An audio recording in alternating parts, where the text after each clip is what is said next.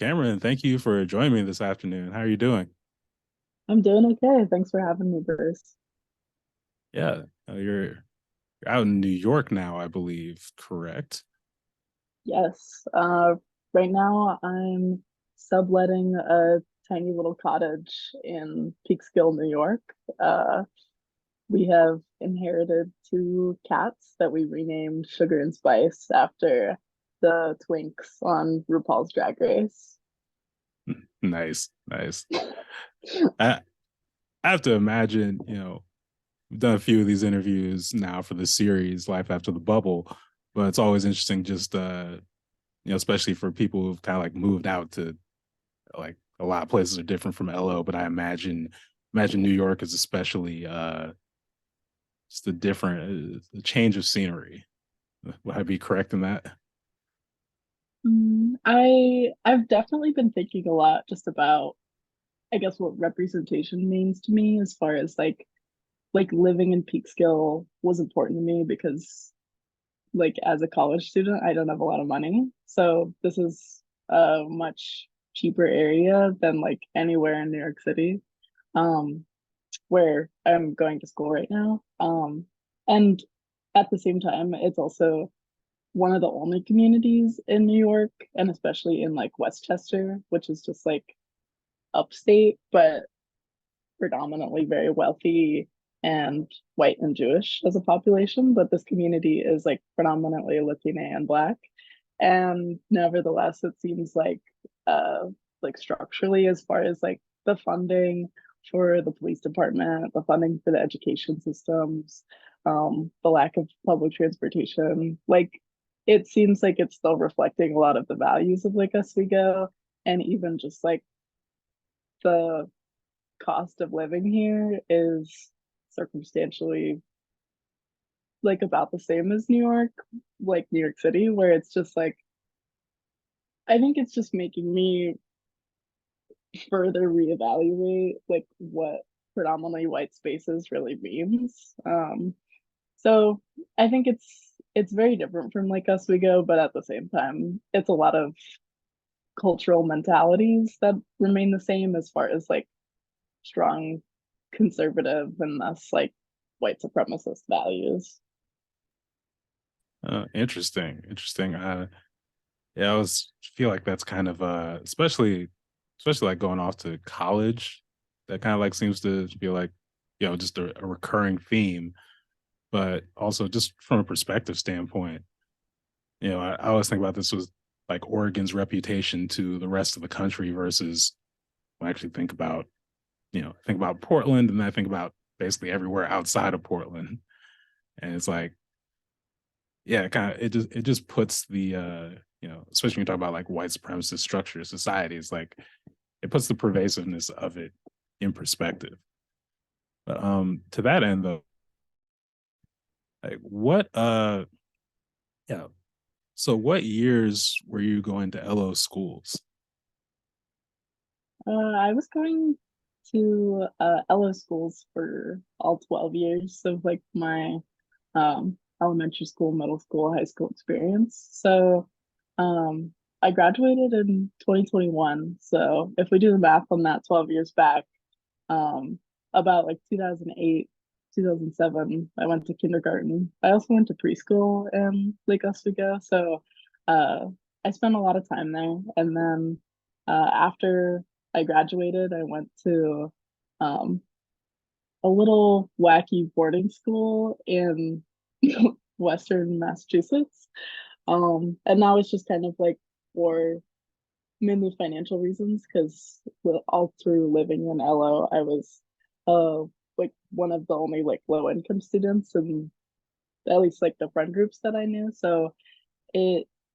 I think especially after the pandemic, it made sense for me to go somewhere else and try, I guess, adulting. And then now I'm at school at Columbia College in New York.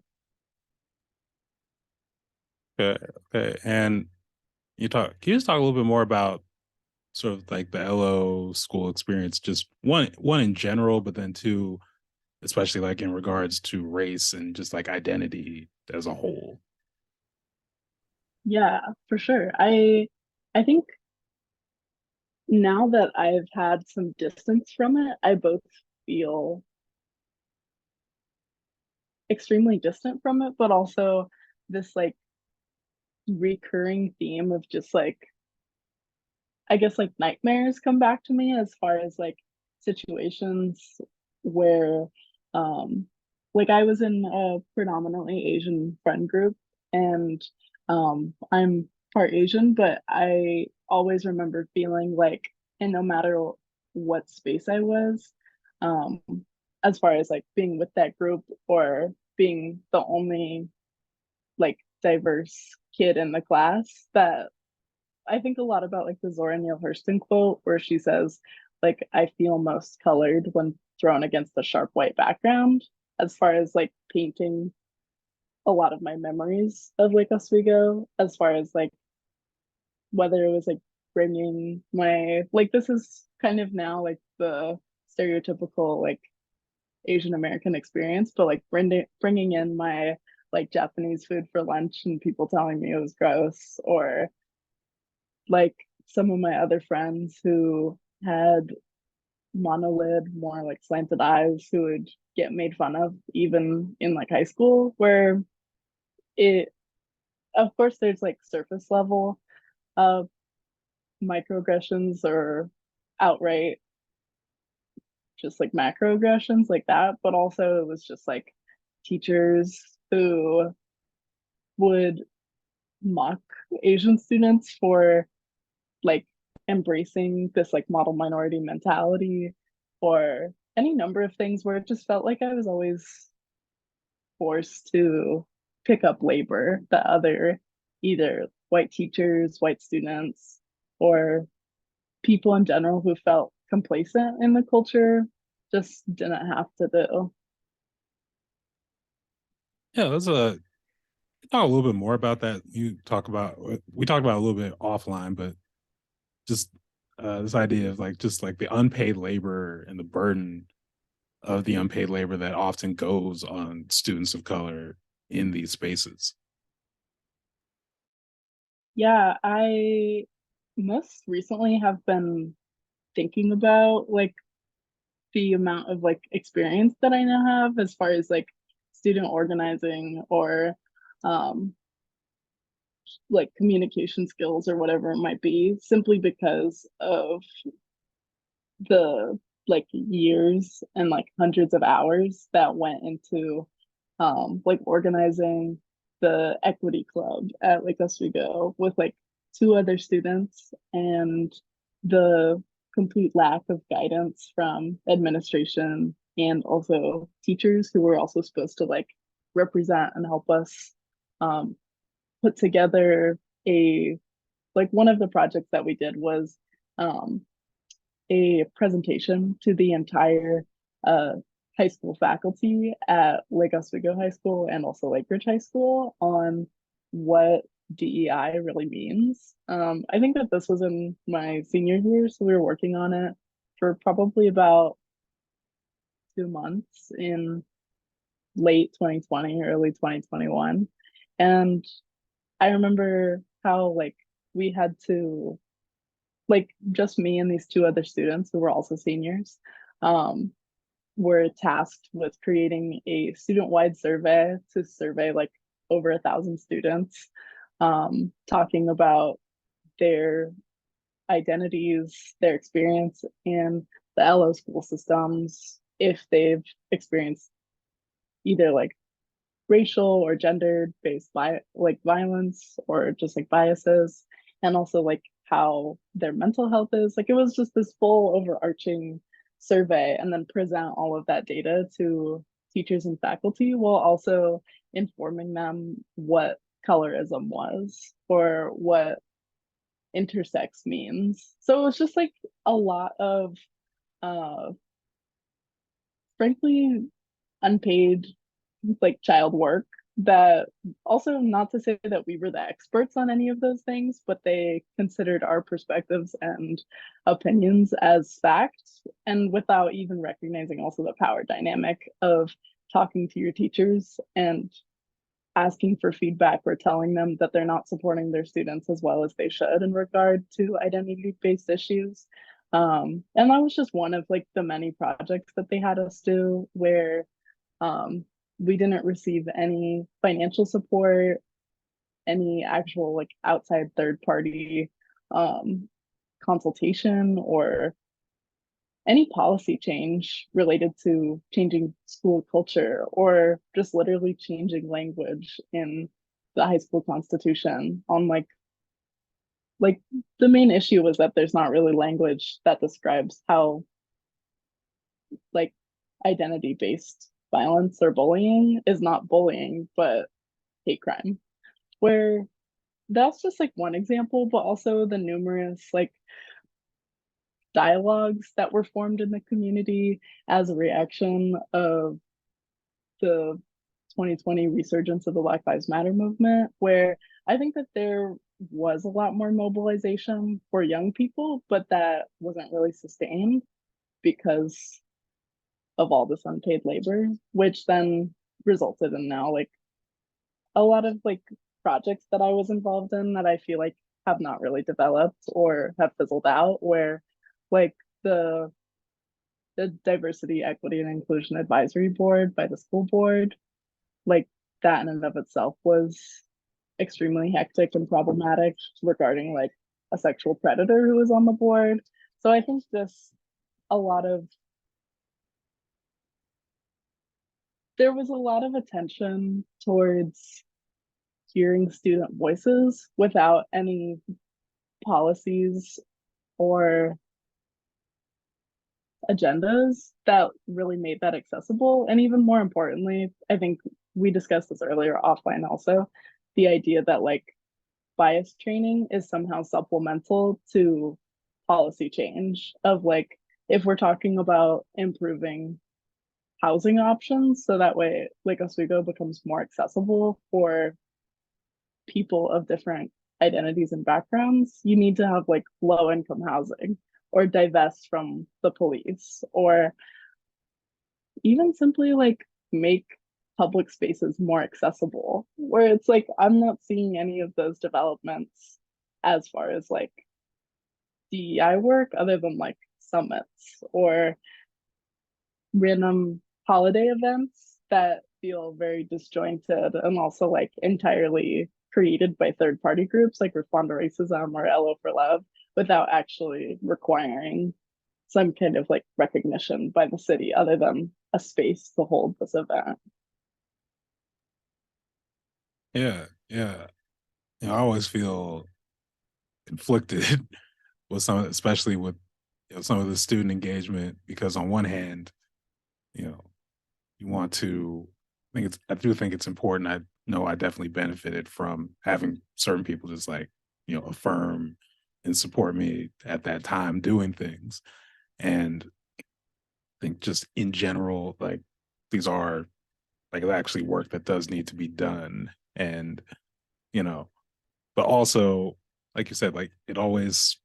the power dynamics there are it's inescapable. I mean, just with the you kind of talked about a lot of just like the things that go into that unpaid labor. And the only other thing I'd add is, I do think like we don't really frame it or talk about it this way, even though it feels kind of obvious, but it's like you're also operating under duress. When you go into school, one, like you said, like there's the power dynamics with teachers and administrators. There's also just like a very real fear of retaliation from fellow students in, again, a hostile environment. So it's, again, you're dealing with all of that within this. Never mind when you go to these, you do these dialogues, these talks, and it's always you see the report later or you see something later, and it's again, I say it's from my own frustration where according to the city or according to the school district, they did the work just by listening to you talk, and even listening is it's doing a lot of work in that sentence. But like you said, when it comes to the policies, when it comes to the housing, when it comes to, again, divesting from the police, you know, it's like they love to say we're listening to student voices when it's like we went to the thing. But when it comes to like actually listening to the policy proposals, I mean, I've it's almost comical, especially when it comes to like the police issue, how both in the LO school district and then just throughout Oregon is pretty uniform among students. They don't want cops in schools. There's very real threats and like, again, overwhelming data of why it is bad, especially for students of color, students with disabilities. Yet when you get to that part of like the student voice, suddenly it's almost like either it's pretending like that doesn't exist, and also, which is I have to imagine when you put in all this other labor and people tell you that they value you and then really summarily dismiss you to your face like that, that's just got to be other kinds of deflating. Yeah, I mean, on the topic of SROs, it was I think over spring of 2021 where I sat down for I think maybe an hour or 2 hours with like third party representatives who were working with the school board to talk about um it was like one of those situations where they hire outside people and then get all of the student data that shows very clearly how the student body feels about something, but then they also consult parents who have like misinformation, where at least in this scenario, it was like talking about SROs and the broad the broad student perspective from both like BIPOC students and students with disabilities was that they don't feel safe. They have had uncomfortable or fearful interactions with the school police officer. And then the same third party people talk to the parents of students and they say, no, I think that the school is safer with this police officer. I think that if there was a school shooting, uh, like he would protect them or some kind of argument about again the perpetuation of like violence and how a good guy with a gun could stop a bad guy with a gun, where when we had probably one of the most um severe like school shooter threats while I was in high school, it was because it was an off-duty cop who didn't sign in through the high school registration system. Someone saw him with his gun in the building, told the front office. They had an entire lockdown of the building while he was supposed to be there for a classroom lecture and discussion with one of the social studies teachers. Where it's like, in that scenario, also the school resource officer who was supposed to be on call had his kidney stones removed and was in the hospital. So even if we were going along the argument that cops stop school shootings, which they don't, that wasn't even a good example. But in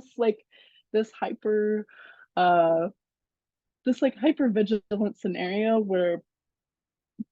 somehow mainly white parents are under the impression that they both are safe and also are under the threat of violence,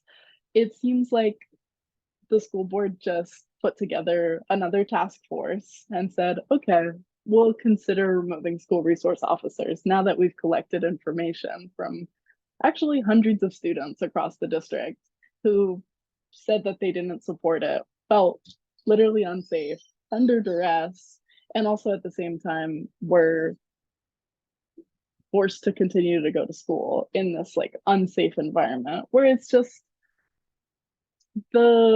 not even necessarily bureaucracy, but it's it's just kind of like white comfort in many cases where I think at least in other spaces that I've been in outside of Lake Oswego, like whether it was now in college or in Peekskill or while I was in boarding school, it just seems like that's a recurring theme that no longer surprises me. And I think that that's like also something that people talk about often as far as um like you always hope that you're going to be surprised, or you hope that you are like giving someone the opportunity to really learn from when you're perhaps calling someone in or calling an action out, and taking the time and empathy to like connect over something and like educate. But then you just feel so many of these washing moments where, oh, you just proved me right. You just like affirmed that you would rather stand with like white unity over my like genuine concerns for health, safety, my ability to live, like other human rights that just are able to be ignored because it's an inconvenience. It's funny. I feel like there's all these stories. So like I had not heard uh, I've heard many SRO horror story. I had not heard that one, but again, I'm never surprised anymore when I just get, new wild LO, like, yep, that really happened stories. The SRO, I think it was either earlier this year or maybe it was late last year, but it just they had a career day event, I think, at Lake Ridge Middle School, where a speaker who came in literally like slapped a kid and walked out, and I just could not, that they arrested the next day or something like that. But throughout the incident, I just kept or reading about that. I just kept thinking to myself, isn't this what the you said the SRO was for? Like, but you know, again, it's almost it's comical, and it's just the multitude of these stories. Again, the ones we all know, the ones that some of us know. Even you're talking about the DEI task force. I remember that. Uh, but like I'm thinking about like how that kind of like fate that a very it's kind of a huge incident just like faded out of people's kind of like consciousness. And it's I don't know, that's the other part about LO where sometimes I feel like because of the city's reputation, people feel safer doing some of these wild things because people aren't paying attention. But that's a offhand theory. Um, I'm curious as far as like finding community within this space. You talked a little bit about the friend groups before, but can you just talk a little bit more about like where you as well as like your family went for community within LO? Or I know a lot of people also have a situation where they weren't able to like find that in LO, and you go to you find organizations, groups in Portland or something like that. But yeah, what was the case for you? Yeah, I've honestly also been thinking about this a lot since uh for the most part I just live with my dad, and my mom also lives in Lake Oswego, but we kind of have an estranged relationship because of our political and thus like ideological differences. Um, but I remember at least living in LO, I think that I wasn't ever really able to find that community alongside my family. I, for a time, had um, the majority of my friends were also Asian and queer, and I think that I looked to more spaces to try to find community as far as like going to my school's um, gender and sexuality alliance, or going to more like church settings, or um, trying out like different sports. Like I did water polo, and a lot of those spaces I think still felt isolating because it was more of like bonding over mutual experiences and also shared whiteness rather than actual community as far as like care, empathy, and also I think another thing that Lake Oswego embodies really well is like one of the tenets of white supremacy being that or white supremacy culture being that there's a constant fear of confrontation. And when confrontation is had, it's always assumed to be personal and indominant, or I guess indomitable in the sense that, like, I remember so many uh, interactions where I maybe had to like call in a friend for appropriating language that I didn't like and felt uncomfortable with them using, or um, feeling a certain way about unhoused people, and how they didn't want them in Lake Oswego, or any number of kind of like dog whistles where it's like an immediate yellow flag in my mind of like, wait, how do you really feel about this? Like, who would you say is a person and who is not a person? Um, where there was just this overriding fear that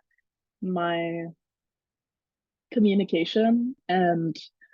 the tone that I took, or the the very specific words that I used would somehow escalate to us completely breaking down our friendship, or being in an irreparable state where it's taken so personally, that it was just not possible to move on. And I think now that I've had the opportunity to see the difference between this like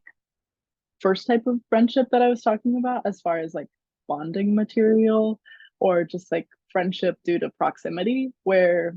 I think Lake Oswego provides a lot of that for students of like marginalized backgrounds and especially BIPOC students, where it becomes necessity to look after and caretake for other um, like students of color simply because you're already in it, and who else can you look to but people who also probably experience the same thing. um but now that I've realized that there is so much more people, I think one of the ways in which now I prioritize my time and my energy is finding relationships where conflict is necessary in order for us to build like deeper and more meaningful connections. Because uh like whether it was the teaching style of teachers at Lake Oswego, um, as far as like their sarcasm or their ability to like nitpick specific students, like that was kind of their bonding material, but they would never be willing for you to call out their behavior. And in the same way, I feel like a lot of relationships in Lake Oswego reflect that same value of like loving small talk, loving talking about the weather or weekend sports, but not really getting into what like goals and dreams and hopes you have, or even what needs or what things that you would like to have, but that because of circumstance that is not achievable. Because otherwise, I just remember so much emptiness in that time of like being unable to connect with people in a deep way because they just weren't willing to talk about,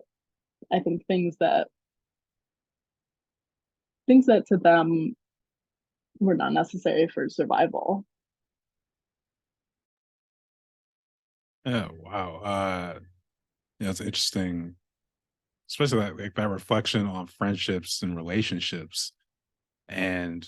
actually, I find myself a lot thinking about, again, I graduated in 2007. I'm not going to sit here and pretend like I'm the same person today that I was back then. And I think about some of the things that you accepted because, like you said, friendship because of proximity, or just some of the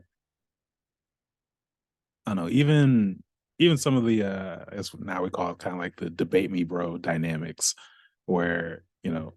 even if you are not trying to like back down on your identity, which it's a wild sentence to say out loud, but even when, like you are actually proud of your culture, your identity, and the best it feels like you can hope for. I remember at that time,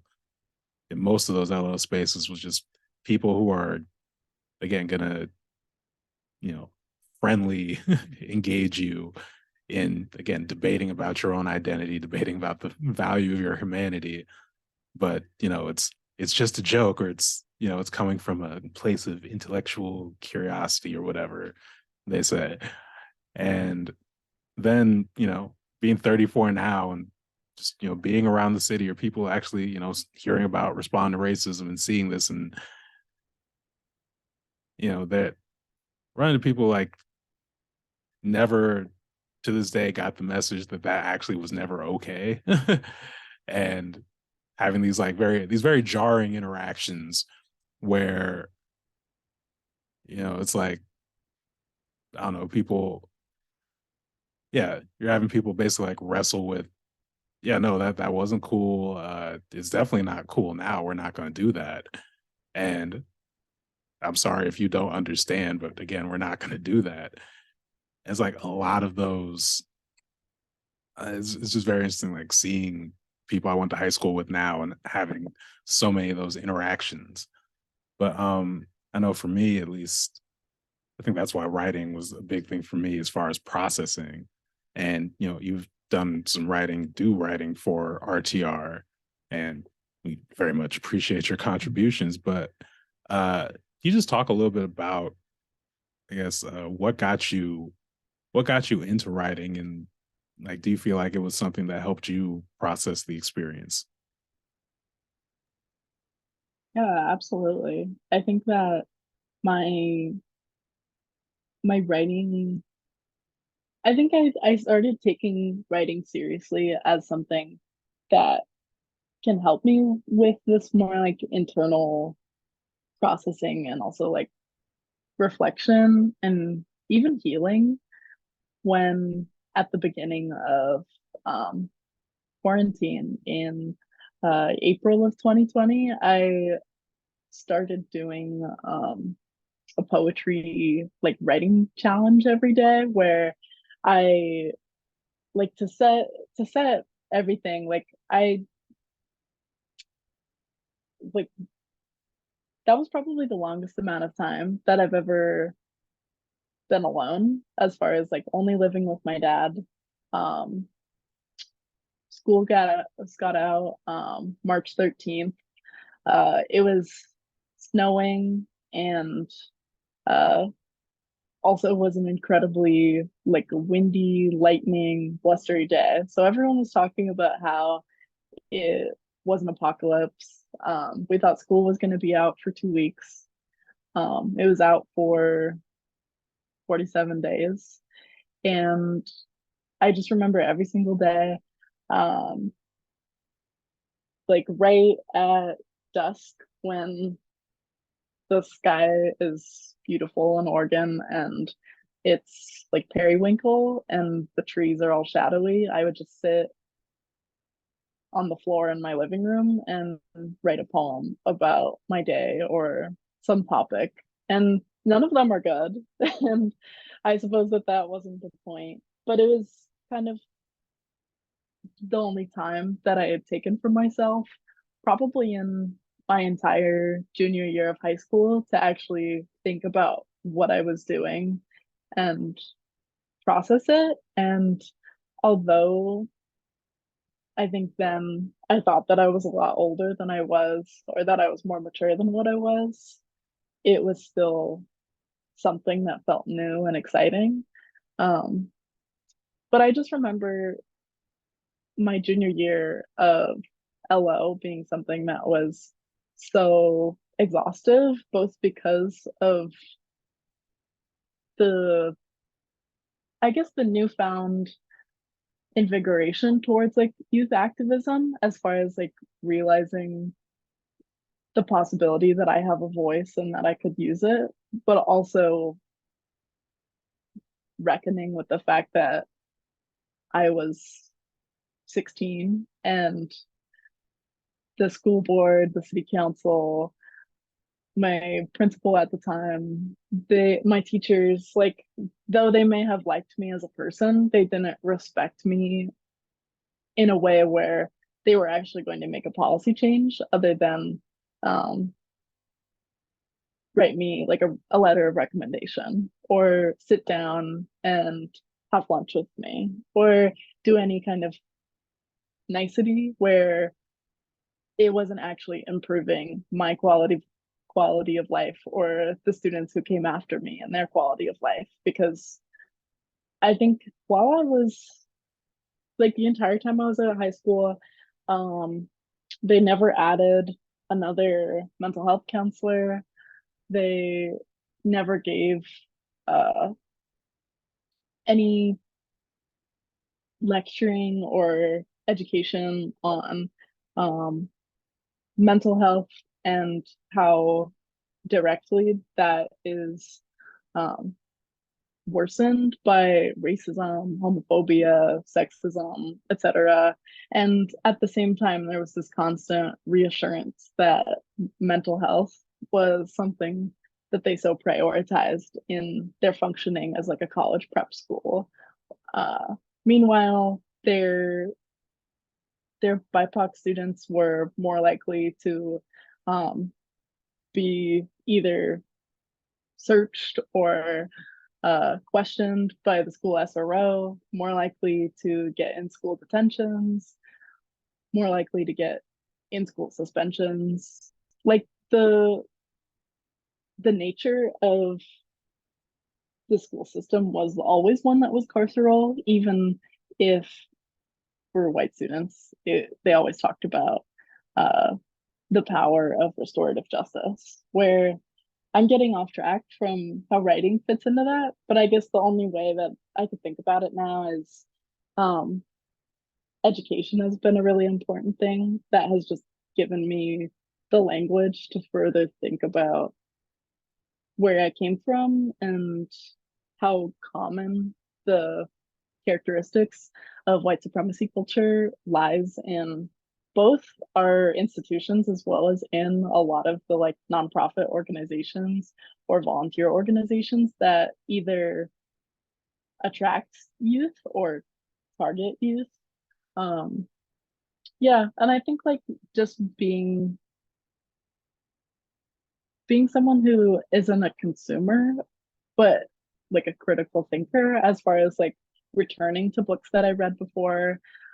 Like most recently, I've been talking with my friend who's reading um,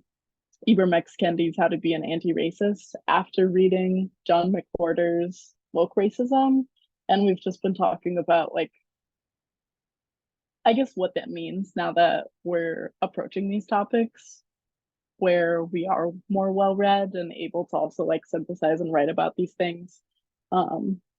I think just in a way that we couldn't before because we never had the language. Yeah. And with specifically with writing, I feel like one of the things that I've really appreciated about the columns you've done with for the LO review, you just and you were great with like citing sources and kind of like, really like leaning in, kind of like telling stories of like different inspirations, different writers. I mean, even, you know, I don't think name dropping is the word, but like, you talk about Zora Neale Hurston, you talk about Ibram X. Kendi, you know. Uh I'm curious as far as like what if you have any writers in particular who you see as inspirations. Yeah, absolutely. Right now, I'm trying to go through all of Body Ranking's books. Um, I've made my way through Citizen, which is her 2014. I think it won the the National Book Award for poetry. That's kind of like her most famous piece, but it's an American lyric where she's interrogating um, both anti-blackness in America as well as what Kathy Park Hong describes as minor feelings, where it's an internal questioning of one's like validity, one's reality to experience a microaggression, and then go on this line of questioning as far as like, did you really just say that? Is this, are you really who I think you are? Why is it that people act differently simply because of um I guess environment and circumstance, where it makes me think a lot of the I forget who it's by, but it was in the LACMA, the LA Contemporary Museum of Art, in their installation for the American flag, where the person who was curating the event described her experience as a Black woman, and directly she addressed that she lives in this kind of non-existent reality where she both wants to yell out and cry like, when you meet me, don't treat me like a Black woman, but also always treat me as a Black woman. Where I feel like Claudia Rankine is uh one of my favorite authors right now because she includes this internal dialogue of the confusion and I guess like the process of writing that frustrates me the most, where I don't have all my thoughts together, and it's the most like scrutinizing part of figuring out what I really think of something. Um, and then in the same vein, I think also like Denez Smith, who's a uh, poet and activist. They're also someone who I look to a lot as far as like poetic inspiration, as someone who's defining their queer, Black, and HIV positive life and kind of chronicling that in a way that describes like the beauty and ugliness of their diagnosis, of the way that society views them, their experience in gang culture,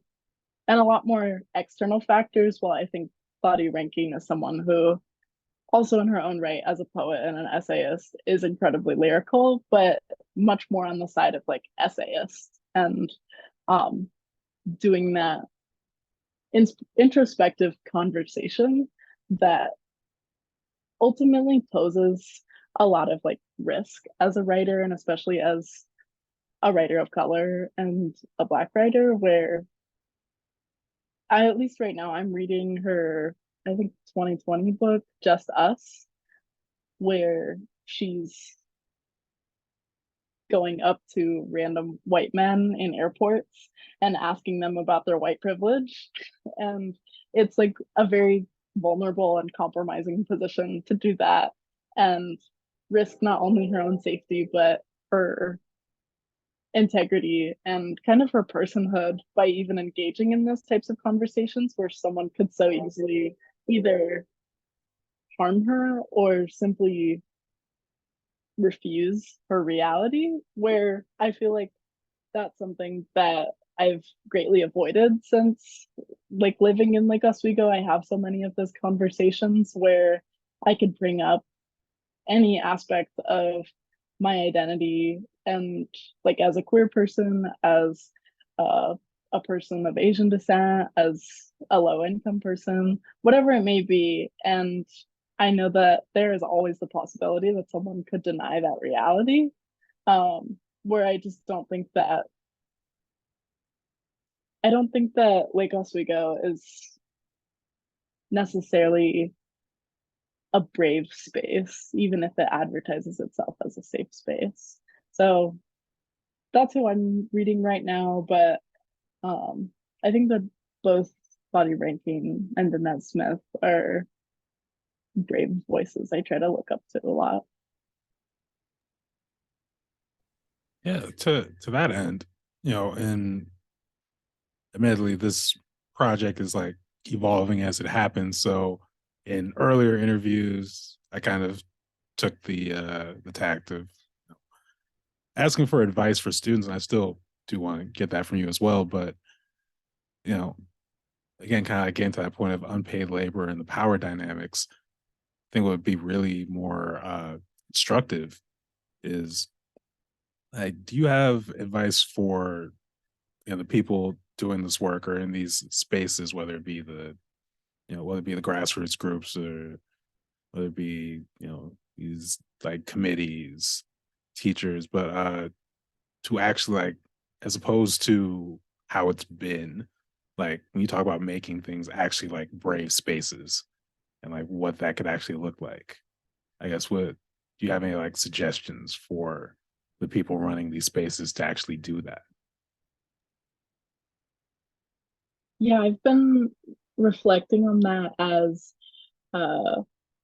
my roommate is currently interning, the one who was on the 4 hour conference call before, currently interning for the New York Civil Liberties Union, which is like the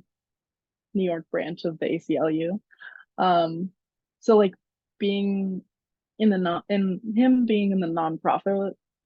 activist organizing world has just brought back a lot of memories as far as like whether working with more localized institutions and like groups in like Oswego, um like LO for Love or um LO Reads or various school board and like Oswego High School groups, or also like more national or statewide groups um like Basic Rights Oregon or Next Up or Neural Pro Choice for America, like all of these different organizations. I think across the board, one thing that I have valued has been organizations that recognize their ability to extract and exploit in the same way that they recognize their ability to make mistakes or create policies or circumstances that backfire and are not, in fact, beneficial to the communities that they're trying to serve. Where one thing that I've found the most reliable, at least for